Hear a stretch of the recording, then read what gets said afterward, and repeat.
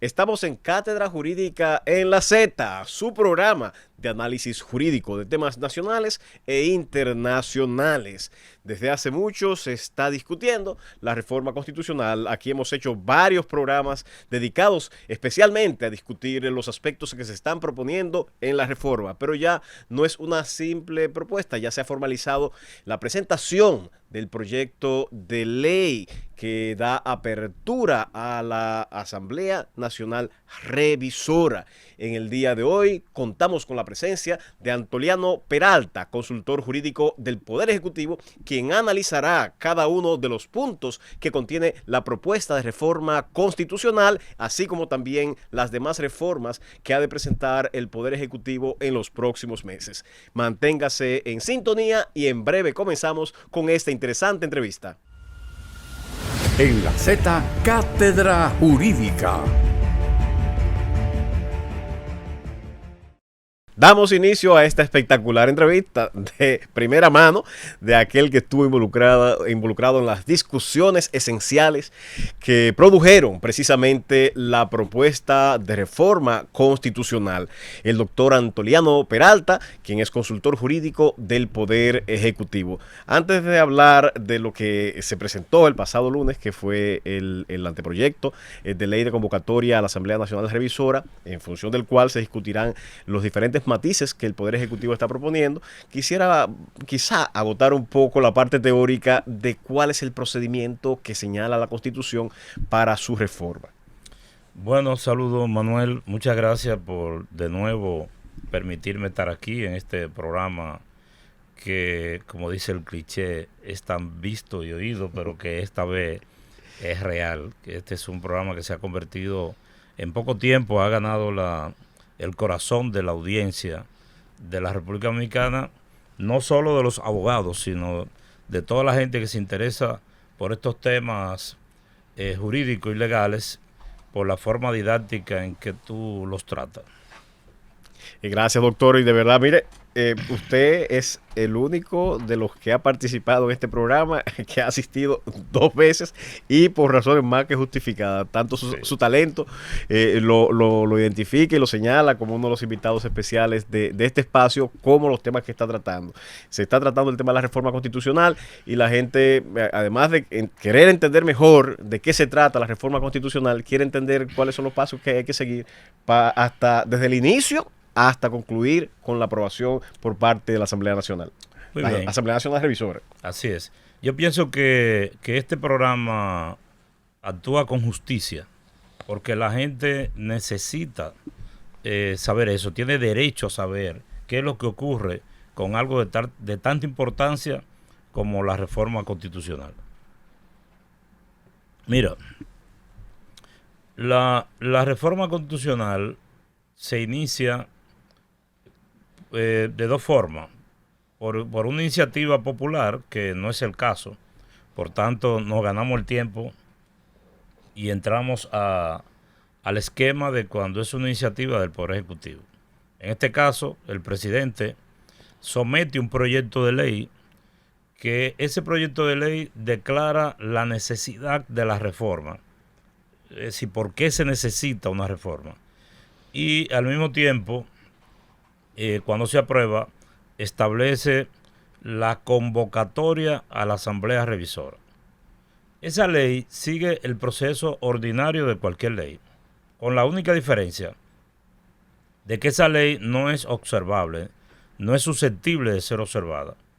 Como todas las leyes son susceptibles de ser observadas por el presidente, que es lo que la gente normalmente le decía vetada. Así es. Pero ya esta no. Esta, una vez aprobada, tiene que ser ejecutada. Entonces, en el caso de que se trata, el proyecto de ley se introdujo por el Senado. El Senado sigue su rutina normal, se conoce, se aprueba, se envía a la Cámara de Diputados y cuando la Cámara de Diputados la apruebe, se convierte definitivamente en ley. Esa ley se promulga necesariamente, tiene que promulgarse, el presidente no puede observarla, no puede evitar promulgarla.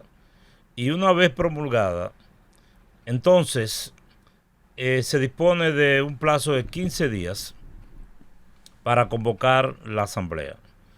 Y como saben los oyentes, la asamblea no es más que la unión de todos los legisladores en un solo órgano que se llama asimismo la asamblea revisora.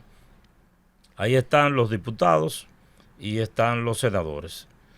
Cuando el proyecto se conoce en la asamblea, ya tenemos que establecer una diferencia. Lo que se conoce en ambas cámaras como una ley es el proyecto de ley que convoca la asamblea, que declara la necesidad de la reforma y que convoca la asamblea.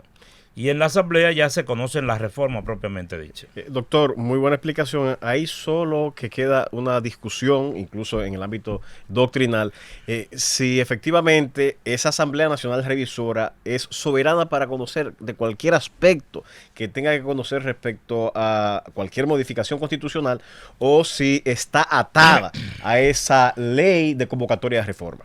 Esa es una pregunta muy interesante y que es objeto de discusión entre los especialistas. Y la opinión mía, Manuel, es la siguiente. La asamblea revisora, cuando la Constitución dice en el artículo 271 que en un plazo de 15 días a partir de la publicación de la ley se reunirá la asamblea revisora para conocer de la reforma propuesta. Claro. Se refiere a la reforma que se propuso en la ley a la que nos hemos referido ya antes. Por tanto, el criterio que yo tengo es que la Asamblea no puede trascender los límites de lo que se ha aprobado previamente en la ley, porque si no, ¿qué sentido tendría aprobar la ley? Y además hay otra razón, y tú que eres un estudioso de estos temas, quizá coincida conmigo en lo siguiente. Mira, esa ley no es, como dijimos, no es vetable, no es observable, perdón. Esa ley no es observable. ¿Qué es lo que se quiere con esto? Si el Congreso aprueba una disposición que es inconstitucional, es decir, si esa ley tiene un vicio de inconstitucionalidad, la ley no es observable, pero es susceptible de ser accionada ante el Tribunal Constitucional, de ser revisada en el Tribunal Constitucional. Pero ¿qué resulta? Que si un legislador, después que la ley pase el filtro del Tribunal Constitucional, introduce un elemento nuevo, entonces ese elemento nunca pudo ir ni podrá ir al Tribunal Constitucional, porque después que se convierte en norma constitucional, entonces ya no podrá ser revisable por el Tribunal Constitucional. Además de la disposición expresa que establece la propia Constitución en el artículo 171, este último razonamiento me lleva a pensar que no parece jurídicamente lógico que se pueda agregar ningún elemento en la ley, porque entonces la Asamblea estaría violando la propia ley que se dio el Congreso, que dispone cuáles son los elementos que van a ser objeto de reforma. Ahora, concluyo esta parte, este tema, con lo siguiente. Eso es distinto, para que no se cree confusión, al hecho de que sobre los temas propuestos, los asambleístas, los legisladores constituidos en asambleístas, puedan votar de forma distinta a como fueron propuestos. Es decir, no es que lo que vino del Poder Ejecutivo es sagrado y tenga que ser acogido de manera exacta como fue propuesto. Lo que yo digo es que no me parece conforme con el derecho que se introduzcan nuevos elementos. No, claro, aquí la discusión es si es posible ir más allá de lo que contiene la ley de convocatoria, cosa distinta a si esa Asamblea Nacional Revisora está de acuerdo o no con eso que se está sometiendo. Ahora, no deja de ser un debate que se mantiene vivo en la comunidad jurídica es un debate dominicana. Yo sencillamente he dado mi modesta opinión. Y que estamos más o menos alineados en esa opinión. Doctor, quisiéramos saber, en el programa anterior dejamos el capítulo en cuáles eran los elementos que iba a contener esa reforma. Usted, por discreción, a pesar de que ya quizá conocía. Pero prometí venir a decir. Prometió y aquí está cumpliendo. Entonces ya se ha concretado. Primero se anunció una propuesta. Esa propuesta, después de hacerse pública y de tener varias discusiones, compartiéndolo con muchos foros de diferente naturaleza, diferentes sectores, fue como aclimatándose, adaptándose, hasta llegar a una fórmula que fue la fórmula que llegó ya finalmente como anteproyecto presentado el pasado lunes. Yo quisiera que nos condensara primero, para irlo desglosando punto a punto, cuáles son los pilares esenciales que se están proponiendo modificar en ese anteproyecto de ley. Bueno, se ha hecho público el contenido del proyecto de ley, pero quisiera traducirlo a un lenguaje llano y sencillo, de tal manera que los oyentes que no son especialistas en estos asuntos lo puedan entender. Como se ha dicho y como dijo el presidente en la semanal donde se presentó originalmente el esquema, el proyecto de reforma contiene dos elementos fundamentales. Uno es el introducir dentro de la Constitución un mecanismo que haga difícil, se dice que impida, yo digo que haga difícil producir la posibilidad de una repostulación continua a partir de una segunda repostulación. Y el segundo es crear los mecanismos constitucionales para designar al Procurador General de la República de una forma distinta a como se designa en estos momentos con la Constitución vigente, que es mediante una designación directa con un decreto del presidente. Además de esas dos disposiciones principales, el proyecto contiene también otros elementos como son excluir al Procurador General de la República del Ministerio de Justicia, cambiar la denominación del Procurador General Administrativo por el Abogado General de la Administración Pública y, como se conoce, unificar las elecciones para que sean celebradas el mismo día todas a partir del año 2032 y limitar el número de los diputados. Bien, ese es el contenido. Vamos a entrar al debate de la primera. La manera sencilla que la gente lo conoce, el establecer un límite a la cantidad de veces que un primer mandatario, un presidente de la República pueda repostularse y que ha sido objeto de tantas modificaciones constitucionales. Un promedio de 31 de las 39, 31 han sido para precisamente los mandatarios de turno tratar de mantenerse en el poder o pretender reelegirse en el poder. La fórmula que se ha acuñado, el candado o uno de los candados que se ha propuesto a una parte de la comunidad jurídica como que le ha parecido extraño y se ha optado por una cláusula pétrea, una cláusula intangible, como le dicen en otras denominaciones, en otras latitudes, le llaman una cláusula intocable, que no se puede modificar. ¿Por qué se optó por esa fórmula y no una fórmula como, por ejemplo, incluirlo bajo los elementos que requieren la sujeción o el sometimiento a un referéndum? Muy bien.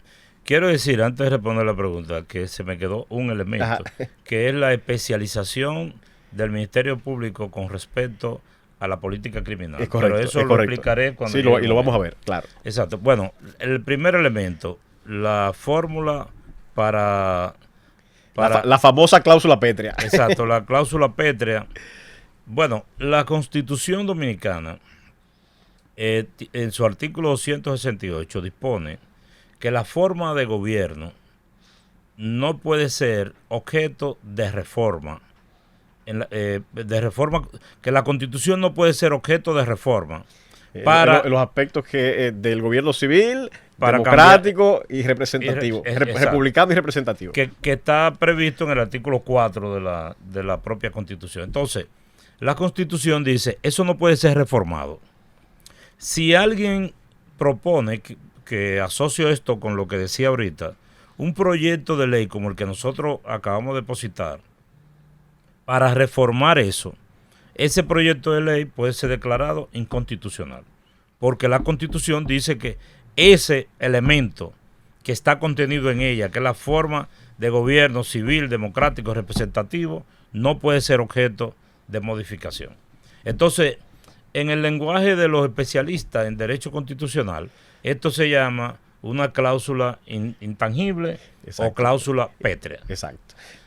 Pero, doctor, ¿por qué optar por esta fórmula? Bien, ahí voy. Entonces, lo que se ha dispuesto es decir, como el artículo 124 de la Constitución establece lo que tiene que ver con la postulación y repostulación, permitiendo que la repostulación, sea solo por una vez más.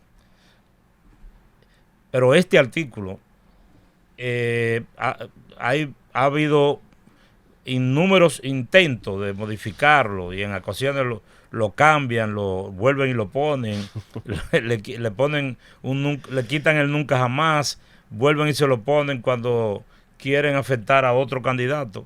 Entonces se introdujo, en adición a lo de la forma de gobierno, que tampoco podrá ser objeto de reforma constitucional, lo que tiene que ver con el régimen de la postulación o repostulación en la Constitución. Doctor, hay quienes han propuesto y han dicho, bueno, mejor que una cláusula pétrea, quizá una fórmula que dificulta muchísimo más el que un presidente en ejercicio pretenda modificar el artículo que se refiere a la reelección presidencial, es incluirlo dentro de los elementos que se obliga a someterlo a referéndum.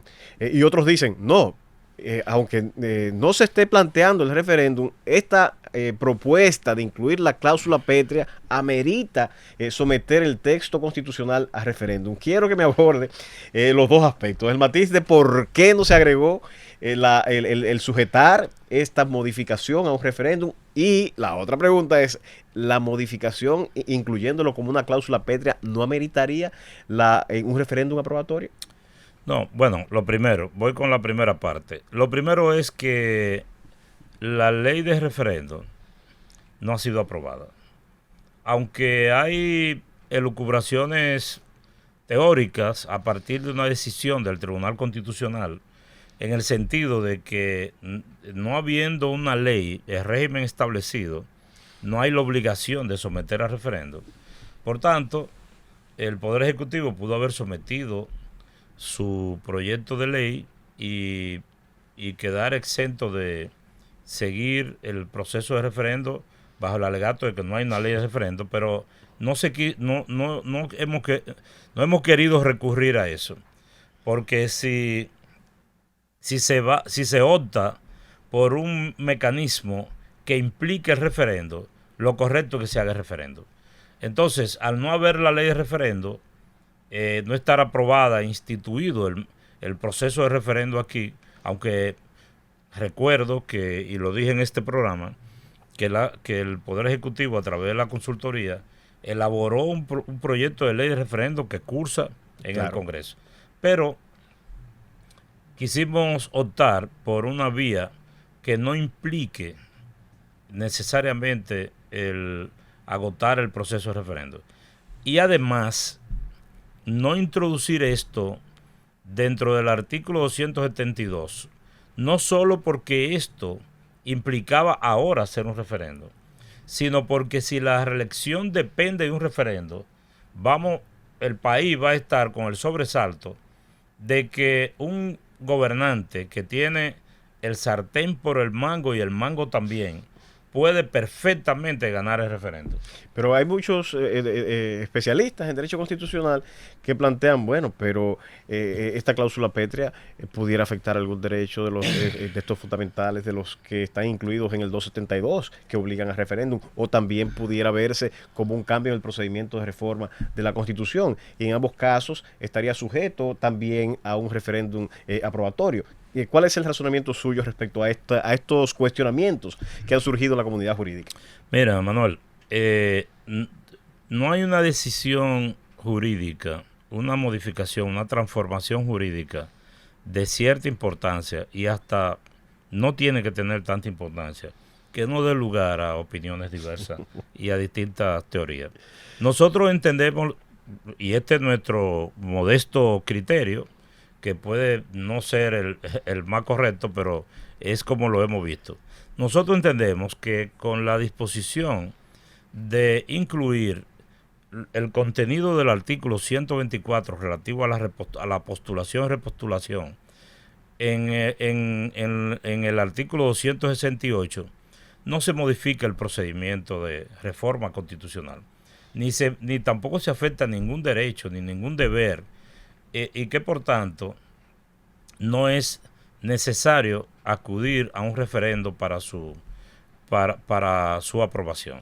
Perfecto. Ahora, doctor, dentro de los candados se agregó un candado adicional, además de la cláusula pétrea, y es que el presidente también pidió que se le colocara un artículo especial diciendo que el presidente electo en este periodo específico no podrá repostularse. Esto me parece que es como una garantía para la oposición y por igual una cláusula que establece que ninguna autoridad electa puede beneficiarse de aquellas modificaciones que puedan hacerse y que puedan beneficiarse en el mismo periodo de ejercicio. Pero todo esto, incluyendo de si esta propuesta de reforma constitucional inhabilita o habilita a ciertos líderes políticos, y le ponemos nombre y apellido. Hay una discusión y una inquietud. Si rehabilita a Danilo Medina, si inhabilita a Leonel Fernández. Es una pregunta que hemos planteado muchas veces en este programa, pero queremos escucharla de una voz autorizada como lo es el consultor jurídico del Poder Ejecutivo, Antoliano Peralta. Manténgase en sintonía en Cátedra Jurídica en la Z y en breve continuamos. Estamos con el doctor Antoliano Peralta, consultor jurídico del Poder Ejecutivo, en un momento especial para la República Dominicana. Se están discutiendo aspectos esenciales para nuestro desarrollo y desempeño democrático y la consolidación de la institucionalidad. Antes de la pausa, lo dejamos con una pregunta que sé que a muchos los ha dejado inquietos y quisiera escuchar precisamente de nuestro consultor jurídico del Poder Ejecutivo la respuesta. Hay inquietudes, doctor, de diferentes lares políticos, la Fuerza del Pueblo, la gente de Leonel Fernández, el PLD, Danilo Medina, un sector que quisiera que le quitaran ese transitorio que le prohíbe, volverse a presentar como candidato presidencial. Quieren saber o entender si esos aspectos están siendo tocados y si se aplica aquí, porque hay una corriente de pensamiento que dice, bueno, dentro del derecho que se genera una especie de reseteo cuando se produce una reforma constitucional. La pregunta precisa, ¿inhabilita a Leonel Fernández la propuesta de reforma si se aprobara como está y como se presentó el pasado lunes 19 de agosto? ¿Habilita a Danilo Medina para que se presente como candidato presidencial? No, mira, Manuel, el proyecto que se ha presentado no toca a Danilo Medina ni a Leonel Fernández. Lo único que hace es inhabilitar a Luis Abinader. O sea, el presidente Medina se queda con su mismo estatus y el expresidente Fernández igual con su mismo estatus. Si en derecho el presidente Fernández puede ser candidato, lo podrá hacer. Y igualmente Medina sigue con la situación que tenía en la constitución anterior. Porque esta pregunta tuya tiene muchos elementos. La Constitución tiene un segundo candado, tú decías. Este candado es el artículo 278 que se le agrega. Es como si fuera, para ustedes los abogados en ejercicio, unas conclusiones subsidiarias. Para el caso de que el artículo 268 se lograra modificar y quitar la petrificación que se le supone, entonces esa modificación de ella no se podrá beneficiar el funcionario electivo en el momento que promueva, ¿no?, en el periodo, en su periodo, que se haya promovido la modificación. O sea, si usted es el presidente de la República y usted promueve o en su periodo se propone una modificación a la Constitución para extender el periodo o para permitir la reelección, usted, bien, lo lograron, pero eso no lo beneficiará a usted.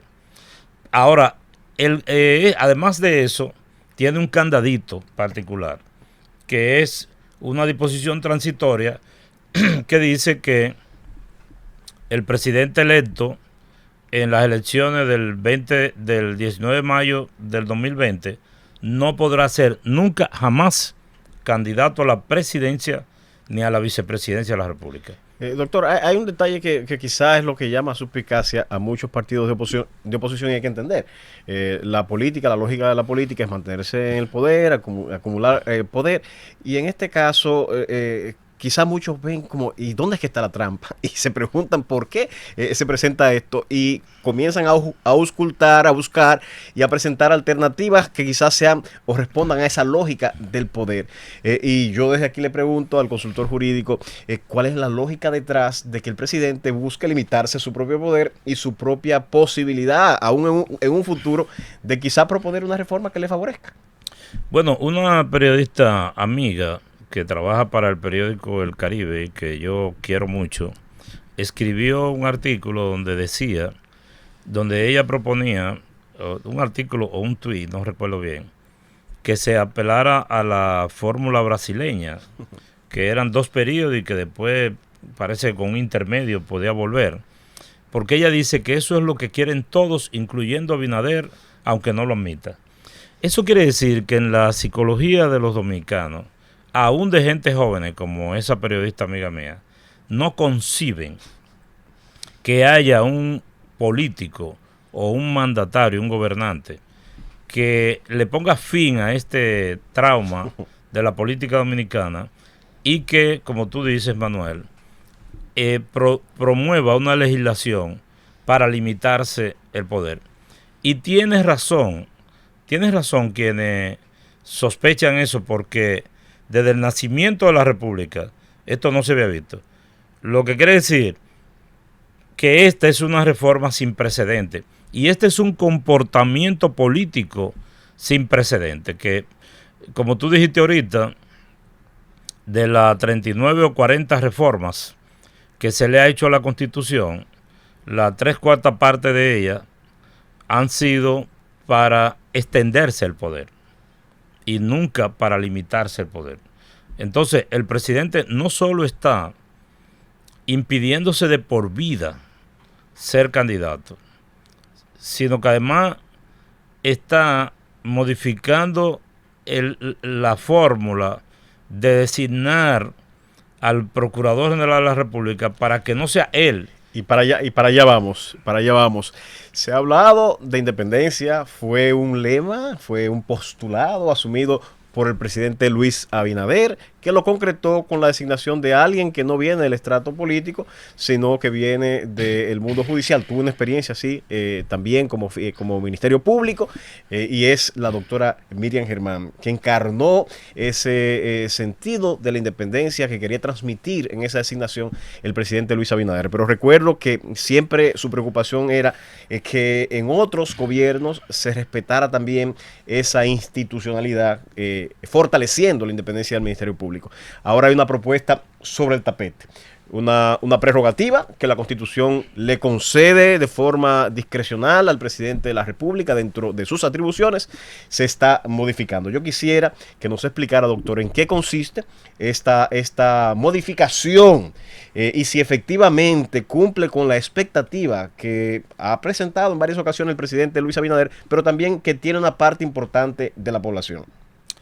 Bueno, mira, Manuel, en la mayoría de los países latinoamericanos y más allá, iberoamericanos, digamos, nosotros examinamos los mecanismos de designación y en cada país es distinto. Pero aún en aquellos donde el presidente de la República tiene el derecho a proponer la designación del fiscal general o del procurador, como se le llame en cada lugar, casi en todos hay un control, hay un filtro. Algunas personas han comentado y se han cuestionado y algunos incluso han criticado que si el presidente va a proponer al Consejo de la Magistratura un candidato para ser procurador, que eso no implica ninguna independencia. Y yo digo que es una apreciación equivocada, porque actualmente el presidente solo de su única voluntad depende que él escoja una persona y lo designe. Sin embargo, no es que el presidente quiera ni tenga que desligarse de manera absoluta de influir de alguna manera en la designación del procurador. No, es que el presidente quiere que exista un filtro, un control de una institución que le diga: presidente, esa persona no debe ser el Procurador General de la República.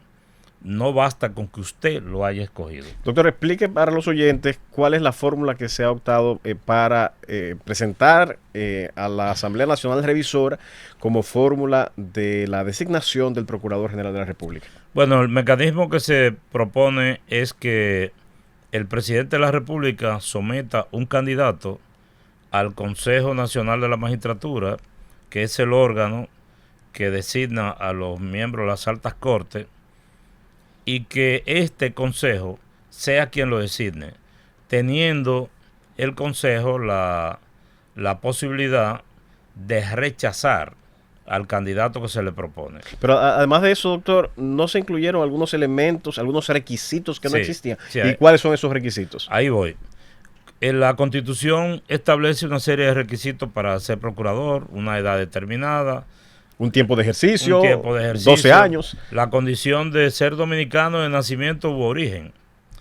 Pero ahora se le agregó un nuevo elemento, y es que la persona que el presidente proponga de manera obligada no podrá haber participado de manera activa en actividades políticas durante los últimos 5 años, no haber sido candidato de ningún partido ni miembro del cuerpo directivo de un partido. Lo que quiere decir que con este elemento se procura que la persona que se escoja como procurador, que se proponga al consejo, no sea un dirigente partidario.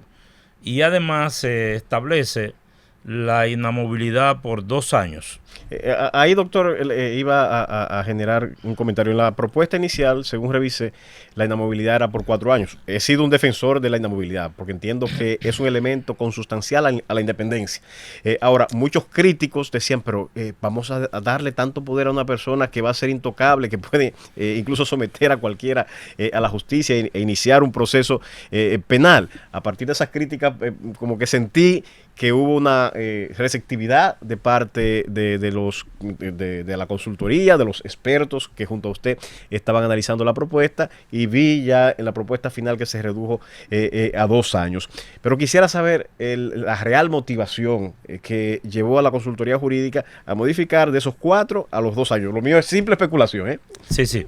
No, bueno, lo que pasa es que la consultoría elaboró una propuesta que fue precedida incluso, antes de hacerse pública, de consulta con abogados, especialistas, personalidades del derecho dominicano. Y esta propuesta, luego, como tú bien sabes, Manuel, y incluso participaste, fue sometida al fuego de la opinión de abogados de distintos núcleos de abogados, es decir, varias sesiones con juristas, tanto en Santo Domingo como en Santiago y San Pedro de Macorís, y de entidades que no son necesariamente jurídicas. ¿Y qué ocurrió? Que ahí surgió que una de las mayores observaciones que se le hacían al proyecto era que la inamovilidad era muy amplia. Entonces, a pesar de que esa era la iniciativa del presidente, acogimos la sugerencia, porque si no hubiese sido una burla a los consultados, el hecho de que se le consultara, consideraran un porcentaje muy elevado de los consultados, en el sentido de que no debía mantenerse la inamovilidad por 4 años. Entonces se optó por poner 2 años susceptible de ser renovada su designación por 2 años más, salvo una excepción que se establece en el propio texto constitucional que se propone, y es que en ningún caso la designación, la permanencia en el cargo, podrá exceder el tiempo de la administración que lo designó. Excelente, excelente, doctor. Hubo un tema que generó protestas.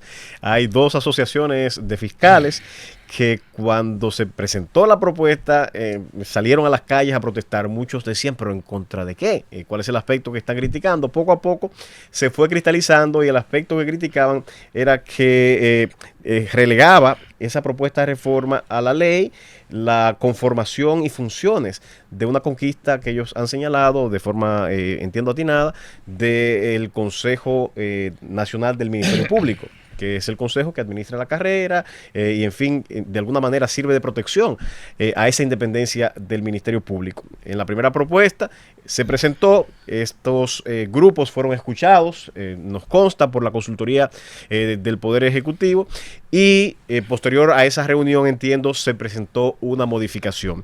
Primero quisiera saber por qué la propuesta inicial se relegaba o se transmitía o se enviaba a un desarrollo en la ley, lo que ya estaba en la Constitución, y segundo, por qué después de estos reclamos la consultoría accede a dejar tal cual el texto constitucional con relación a la conformación y funcionamiento del Consejo Nacional del Ministerio Público.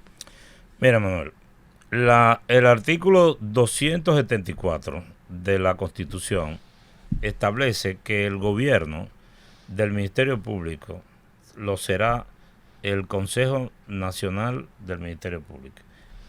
Entonces, más adelante dice que este consejo estará conformado por el Procurador General de la República, un procurador de corte, un procurador fiscal y un fiscalizador elegido por sus pares. Y más adelante, en un párrafo, en el único párrafo, dice: su funcionamiento y organización se harán de conformidad con la ley.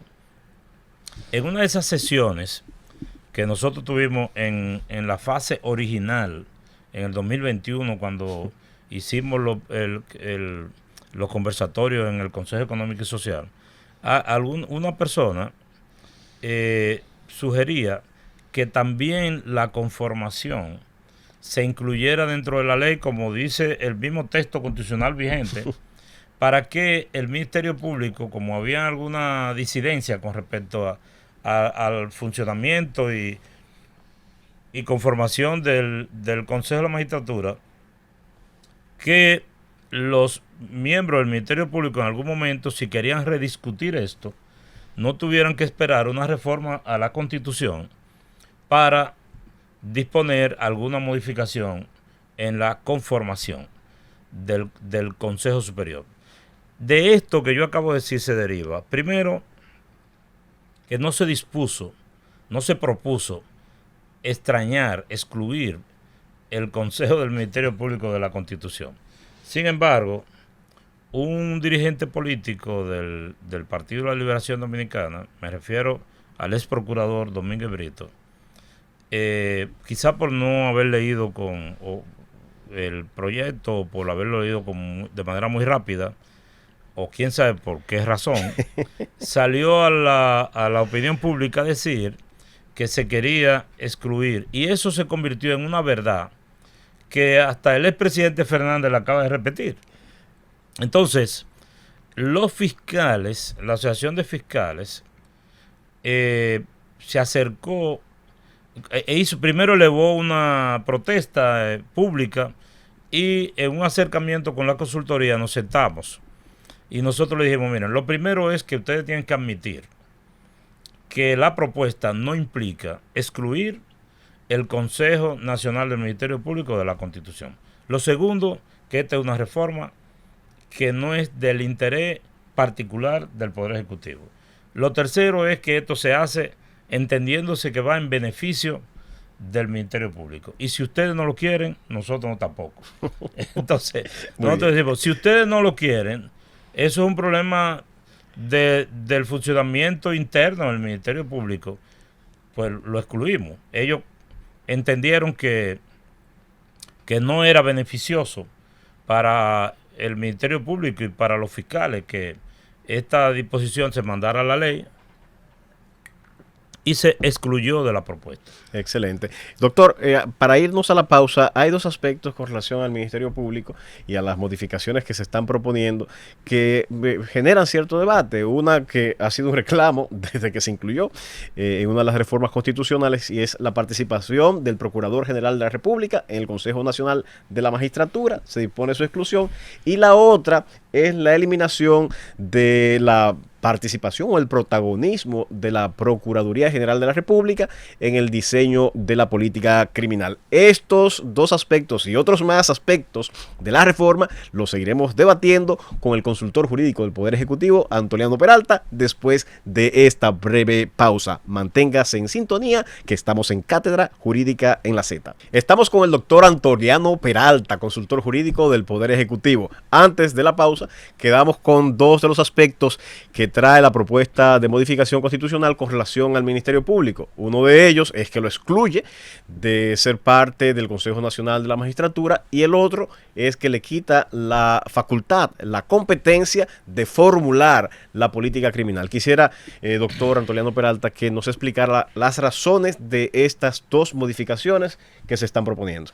Mira, tú acabas de decir que el Ministerio Público se excluya del Consejo Nacional de la Magistratura y hablaste de que la política criminal se modifica lo relativo a la participación del Ministerio Público en la política criminal. Eso me llama la atención porque en un artículo del expresidente Fernández y en una locución también, él quiere enmendar y corregir al presidente Abinader por el hecho de que él dice que confunde procurador con Ministerio Público. Sin embargo, el procurador es la cabeza del Ministerio Público y de manera simbólica se habla de procurador como Ministerio Público, pero además es que la Constitución no habla de procurador en el sentido de lo que estamos hablando ahora. Claro. Habla de Ministerio Público. Por ejemplo, la política criminal es un tema que se le atribuye al Ministerio Público. Diseño, implementación, y ahí mismo dice el sistema carcelario, siempre que no se le atribuya lo del sistema carcelario a otro órgano. Así es, el régimen penitenciario. Exacto. Entonces, quiere decir que la modalidad, el modo en que el presidente Abinader ha usado los términos no está tan fuera de lugar. Bueno, el primer tema es que la conformación original del Consejo Nacional de la Magistratura no incluía digo al Ministerio Público o digo al procurador. No incluía al procurador. No incluía al máximo representante del Ministerio Público. Sin embargo, en la modificación impulsada por el presidente Fernández, se incluyó al procurador. Algunos dicen que con un propósito, otros dicen que con otro, pero ese no es el tema que vamos a analizar ahora. Lo que debemos dejar establecido para la educación de los oyentes es que la inclusión del procurador produjo dos efectos inmediatos.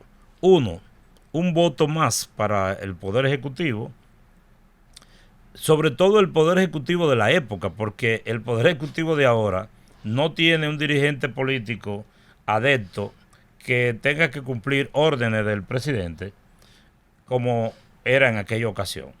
Entonces, en esa ocasión, como era un miembro del comité central o político del partido de turno, este Ministerio Público o este procurador era un voto más para el presidente. Pero el otro efecto que causaba es que al dejar de ser pares los miembros del consejo, entonces el presidente tiene un voto calificado, que en caso de empate, el presidente con su voto desempata. Ahora, con lo que se propone, se excluye al procurador del consejo. El presidente de la República pierde un voto y pierde el voto calificado. Pero además de eso, ¿cuál es la justificación, la elevada justificación jurídica para que esto sea así? Bueno, la razón fundamental es que el procurador es, como hemos explicado, el máximo representante del Ministerio Público y como tal es una parte en el proceso penal. El fiscal persigue, acusa y los imputados a través de sus abogados se defienden. Entonces no parecía muy lógico que el procurador formara parte del órgano que escoge los jueces. Pero además el procurador, el Ministerio Público, se constituye en una especie de órgano extrapoder. A pesar de que es designado por el Poder Ejecutivo, se consolida esa condición de órgano extrapoder ahora con el hecho de que lo designe el Consejo de la Magistratura. El Consejo de la Magistratura, la ideología que lo promueve es que esté formado por los poderes del Estado, que estén representados todos los poderes del Estado, el Poder Legislativo, el Poder Judicial, el Poder Ejecutivo. Hay que decir que nació ese consejo a consecuencia de una crisis, la de 1994, y que fue una propuesta muy impulsada por José Francisco Peña Gómez con el ánimo de lograr una justicia independiente. Hay que recordarle al pueblo dominicano que los jueces lo designaba el Senado de la República y que a raíz de esa reforma, que fue nacida a raíz de una crisis, se logró también introducir, además de reducir 2 años el periodo presidencial de Joaquín Balaguer, ese Consejo Nacional de la Magistratura que parió una justicia bastante independiente y bastante profesionalizada como la que hemos disfrutado en el día de hoy. Luego de tantos años de desarrollo y consolidación, hubo una modificación constitucional en la que se agrega este elemento que, tal y como dice el doctor, no fue positivo. No fue positivo porque se seleccionaron en muchas ocasiones jueces con marcados intereses que no fueron positivos para todos los avances que se alcanzaron a consecuencia de aquella reforma de 1994. Discúlpeme, doctor, que me detuve. Vamos ahora a retomar con el real catedrático invitado, el consultor jurídico del Poder Ejecutivo con relación al otro aspecto. Se le quita el diseño de la política criminal al Ministerio Público. ¿A qué se debe esto, doctor? Bueno, lo que pasa es que la política criminal del Estado no es solo la persecución, que es consustancial al Ministerio Público. El Ministerio Público es quien persigue y acusa. Sin embargo, la política criminal del Estado tiene otros elementos, como la política preventiva. Y la política preventiva contra el crimen no es una atribución, ni podrá serlo, ni tiene por qué serlo, del Ministerio Público, sino del Poder Ejecutivo. Sí, incluso el Ministerio Público no la ejerce, aunque la Constitución le atribuye toda la política criminal, la política contra el crimen. El Ministerio Público no la ejerce porque no es parte de su naturaleza. Solo la parte de la ejecución, la persecución del crimen y del delito. Así es. Por ejemplo, yo he puesto en otras ocasiones un ejemplo muy entendible, muy llano.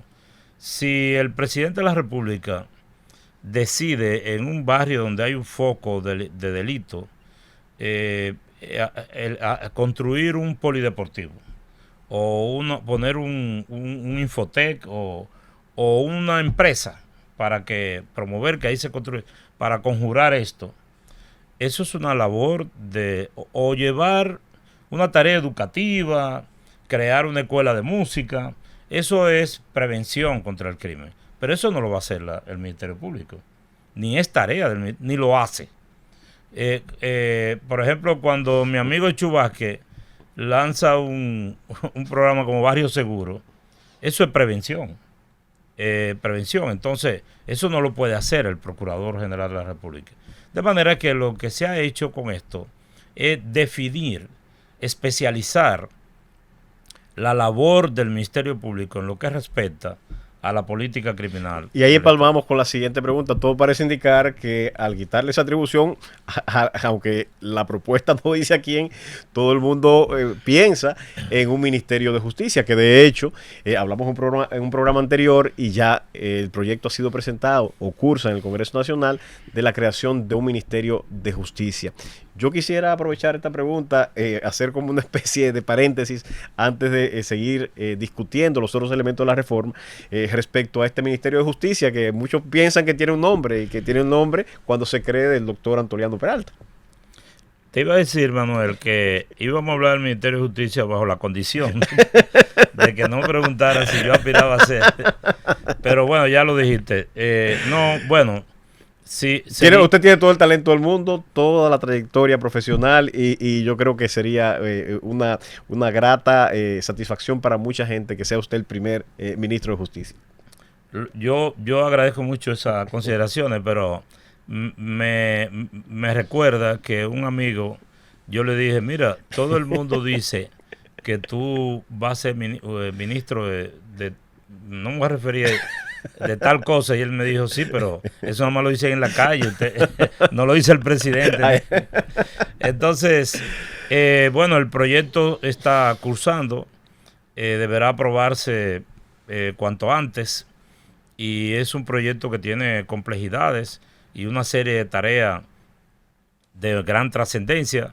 Basta con decir que tal como tú has dicho, se sugiere que la política contra el crimen la lleve el Ministerio de Justicia, que lleve todo el manejo del sistema, del régimen penitenciario, que actualmente lo tiene el Ministerio Público, y que para lo cual no hay que modificar la Constitución, como tú dijiste ahorita. Que el Ministerio de Justicia recoja un sistema registral que está disperso entre registros de notarios, de abogados, de ONG, etcétera, que tiene todo eso, está disperso y que es una carga en algunos casos para el Ministerio Público. Entonces, que todo esto sea recogido por el Ministerio de Justicia, yo creo que va a ser un gran avance en el sistema de justicia en la República Dominicana. Pero te quiero hacer una advertencia, Manuel.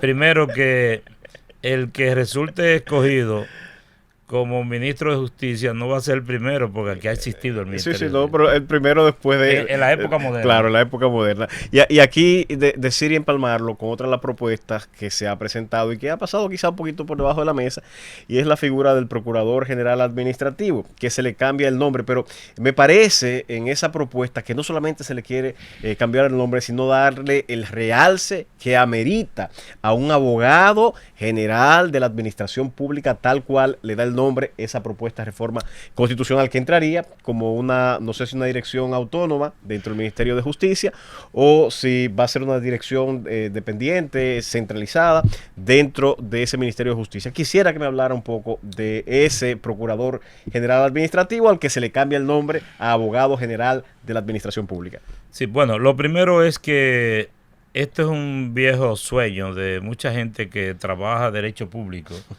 El hecho de tener que ver a un Procurador General Administrativo, que no es más que un abogado de la administración pública, que tiene que ser especialista en derecho público, derecho administrativo, nada que ver con derecho penal, pero verlo confundido con un ministerio público. Claro. Incluso hay abogados que se refieren a ellos como magistrado público. Magistrado, ministerio público, y él no sabe que ese es su abogado contrario, que él es el que está defendiendo a la parte a quien este abogado está persiguiendo. Este es un abogado permanente de la administración pública, que por el hecho de tener en la Constitución la denominación de Procurador General Administrativo, ha llegado a tal extremo de que son fiscales de carrera. Así es. Y los adjuntos son casi todos procuradores de corte. Entonces lo que se ha querido es definir claramente en la Constitución este funcionario y su papel en el espectro judicial de la República Dominicana. Este funcionario, esta oficina, funcionaría como un órgano descentralizado. Esto le daría una connotación insospechada. Claro, claro. Porque tendría autonomía financiera, manejaría su presupuesto, escogería sus adjuntos. Claro, claro. Y estos adjuntos tendrían que pasar por una escuela Claro, de claro. derecho administrativo, de manera que eso va a ser una transformación. Y hay que decir, doctor, esa figura, yo me enamoré cuando estaba estudiando en España de la figura que se llama ya abogado del Estado. Y al titular principal, al abogado general del Estado. El concurso, doctor, de más relevancia, que más se respeta, es el concurso para ingresar a ser abogado del Estado. Es tan así que aquellos que se preparan para concursar, aunque no ganen el concurso, lo colocan en su currículo. Oposité para ser abogado del Estado, y eso les sirve incluso para conseguir trabajo. De ahí han salido grandes figuras políticas, de allí han salido grandes abogados contratados por las firmas de abogados por igual. El equivalente en Argentina es el Procurador General del Tesoro, que es un término, creo que se ha acuñado un poco del sistema americano y tiene la misma función. La República Dominicana es necesario y se amerita esto, y los felicito en el diseño de esa reforma constitucional que va a permitir a la administración pública tener una representación profesional. Pero doctor, nos quedan dos puntos por tocar ya en este último tramo brevemente. Hay dos puntos que no hemos tocado de la reforma. Es la unificación de las elecciones presidenciales y congresionales con las elecciones municipales, y por otra parte, la controversial propuesta de la reducción de la cantidad de diputados. Muy bien, Manuel. Me voy a robar un minuto de esos temas Claro. para agregar al anterior que hay un proyecto de ley que cursa en el Congreso que crea el procedimiento ante el Tribunal Contencioso Que hay que decirlo, que la Constitución del 2010 crea la doble instancia, crea el Tribunal Superior. Bueno, de hecho se creó antes. En esta ley se están creando. Se desarrolla porque solamente sigue el Tribunal Superior Administrativo y no se ha implementado los tribunales de primera instancia, y tampoco se ha diseminado por toda la geografía nacional los tribunales superiores administrativos. Todo eso está centralizado. Si alguien quiere demandar al Estado en un pueblo, tiene que venir y demandar aquí. En Dajabón tiene que venir aquí. En el Distrito Nacional. Pero con este proyecto de ley, cuando se ha convertido en ley, y esta reforma a la Constitución respecto al Procurador General Administrativo convirtiéndose en abogado general de la Administración Pública, yo creo que el proceso contencioso administrativo aquí entrará al siglo XXI. Y hay que decir, fue un trámite bastante tedioso para lograr ese control. Otros países lo han hecho en menos tiempo, hay diferentes sistemas. Aquí se aprobó la primera ley de Tribunal Superior Administrativo en 1947. Nunca se designó. Estaba bajo la prerrogativa del presidente de la República, bajo esa idea, esa influencia francesa de justicia retenida. Era un tribunal bajo el Poder Ejecutivo. Nunca se designó. Después se le traspasa la competencia, años después, a la Cámara de Cuentas, que nunca funcionó bien. En el 92 se le incluye se crea una sala contenciosa de lo tributario, solamente para conocer los asuntos tributarios y someterlo al control judicial de los jueces profesionales. Después, en el 2002, con la ley 183-02, si mal no recuerdo, que es el Código Monetario y Financiero, le amplía la competencia a ese Tribunal Contencioso Tributario, hasta que llegamos al 2007, con la ley 13-07, que es la que realmente sujeta al control judicial la administración pública, lo que es un paso de avance significativo. Luego de ahí tenemos la reforma constitucional de 2010, que no se queda en el control de un Tribunal Superior Administrativo, sino que crea un ecosistema completo: Tribunal Superior Administrativo y el Tribunal Contencioso Administrativo de primera instancia, cosa esta que no se ha implementado, y que es el sueño que con esta propuesta excelente del Poder Ejecutivo, del consultor jurídico del Poder Ejecutivo, estamos cerca de lograrlo. Eso hace que sea más eficiente la administración pública y que el ciudadano tenga herramientas, mecanismos, vías, garantías para exigirle a la administración pública el cumplimiento de sus obligaciones. Luego de esta distracción, doctor, volvemos a la reforma constitucional para cerrar. Concluyo con una breve y somera explicación sobre los últimos dos aspectos que nos quedan por tocar de la reforma. Uno es la unificación de las elecciones, que aunque esa fue una propuesta, digamos, progresista, el separar las elecciones, porque también nacida en el 94. Sí, exactamente. Y que todos sabemos que hubo una época aquí en que las elecciones eran separadas, pero cada 2 años. Y eso en principio no es una mala idea, pero con esta última forma que está establecida en la legislación vigente, donde incluso se separan las municipales y las congresuales, las presidenciales van juntas, con una separación de una en mayo y otra en febrero, no ha surtido en la práctica el efecto deseado, no se evita el arrastre que era el objetivo fundamental, y en cambio se mantiene el país en un activismo político prolongado y con un gasto innecesario. Entonces, por eso se está proponiendo que las elecciones se celebren todas en una misma fecha. Y lo otro es esta otra propuesta, la de reducción. Pocas veces vemos un Estado que crece, que se desarrolla, que se expande. Colocar a aquellos que tienen en sus manos la aprobación de esa reforma, colocarles esa papa caliente de reducirlos, porque estamos hablando que de 190 pasarían a 137, sí. 110 electos por circunscripción, serían 20 electos nacionales de una lista nacional y los 7 que tenemos que son del exterior.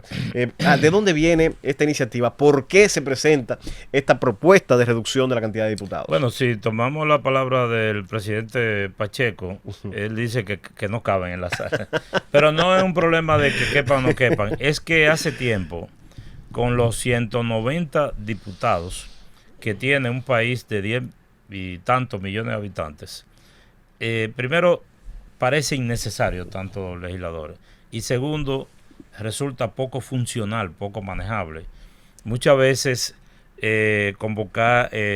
lograr una sesión de la Cámara de Diputados, según dicen los propios legisladores y sobre todo sus directivos, es una odisea insalvable. Entonces eso hace que sea más pesada, más lenta la aprobación de las leyes. Y si uno toma la referencia de los países de América que tienen muchas veces mucho más habitantes que nosotros y que sin embargo tienen en alguna ocasión hasta la mitad de los legisladores. Yo tengo aquí la lista. Bueno, pues, yo tengo la lista. Por ejemplo, Bolivia, que tiene 12 millones y tiene 1.098.581 kilómetros cuadrados. Es inmenso como país. Tiene 130. Tengo el caso aquí de Costa Rica. Son mucho menos población, 5.2, tiene apenas 57. Pero un país similar al nuestro en cuanto a población, Honduras, tiene apenas 128. El caso de El Salvador, no tengo aquí en esta lista Chile, pero Chile también tiene más población, más territorio y tiene menos diputados que la República Dominicana. El caso de Colombia no lo tengo, pero por igual tiene una cantidad inferior al de la República Dominicana. Entonces, en ese análisis, si vemos los países de un tamaño en cuanto a proporción similar al de la República Dominicana y lo comparamos con la propuesta, parece que es una propuesta apropiada. Sin embargo, hay una crítica con relación a la fórmula en la que estaría integrada esa Cámara de Diputados. Muchos dicen, bueno, por el territorio nos bajaron la cantidad a 110 y se aumentó de 5 que actualmente se eligen diputados nacionales a 25. ¿A qué se debe este cambio? A 20, pero a 20. Sí. Bueno, eso es el razonamiento y esto es una decisión más que jurídica, política. Es darle mayor participación a la minoría y algunos se han atrevido a decir, no es una opinión necesariamente de la consultoría, que la escogencia de los diputados nacionales a veces ha permitido mejorar la calidad de los candidatos. Bueno, hemos estado aquí con el consultor jurídico del Poder Ejecutivo. Se ha propuesto, el presidente ha dicho que este es el cuatrenio de la reforma, de manera, doctor, que yo lo voy a comprometer en muchas ocasiones a sentarnos aquí en esta cátedra, a documentar, a explicarle al pueblo dominicano todas estas reformas que se están proponiendo y pedirle excusa, distraerlo de tan altas funciones como usted tiene. Aquí ha recibido varias llamadas y ustedes podrán imaginar de quién, y aún así está con nosotros en esta cátedra jurídica.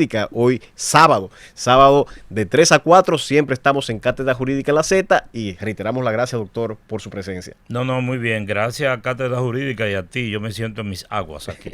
Bueno, muchísimas gracias, doctor, a ustedes, amigos oyentes. Gracias siempre por sintonizarnos, y manténgase en sintonía con la Z101 y sintonizarnos en la próxima Cátedra Jurídica el próximo sábado.